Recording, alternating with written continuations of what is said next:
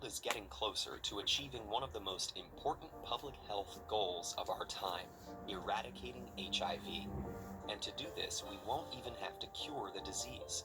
We simply have to stop HIV from being transmitted until eventually it fizzles out. Once, this goal would have seemed impossible. HIV has caused millions of deaths and is one of the most devastating diseases that humanity has ever known. But we're now at a point where new advances such as one-pill, once-a-day medications are helping us tackle HIV in effective ways. HIV is a retrovirus, meaning it integrates copies of itself into an infected cell's DNA, allowing it to replicate and infect other cells. HIV has evolved numerous ways to evade the human immune system, which makes it difficult to cure. But by developing ways to block HIV replication, we can stop the spread of HIV itself. That's where antiretrovirals, aka ARVs, come in. ARVs are a group of drugs which work in different ways to combat HIV. Some block HIV's access into immune cells, and others work by stopping the virus itself from replicating. ARVs also work preventatively in people who don't have HIV. This type of approach is called pre-exposure prophylaxis, or PrEP.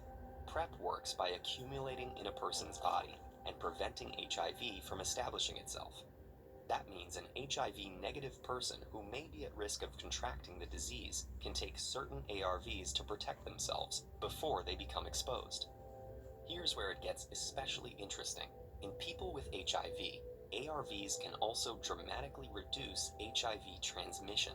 This is called treatment as prevention.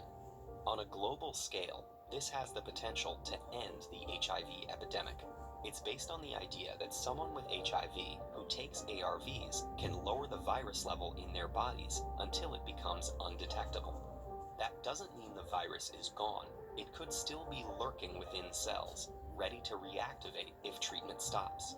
But so long as it's kept dormant with drugs, HIV remains undetectable. And when HIV is undetectable, it's untransmittable too.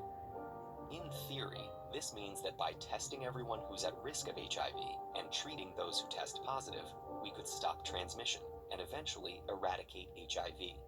In the real world, however, things are more complex.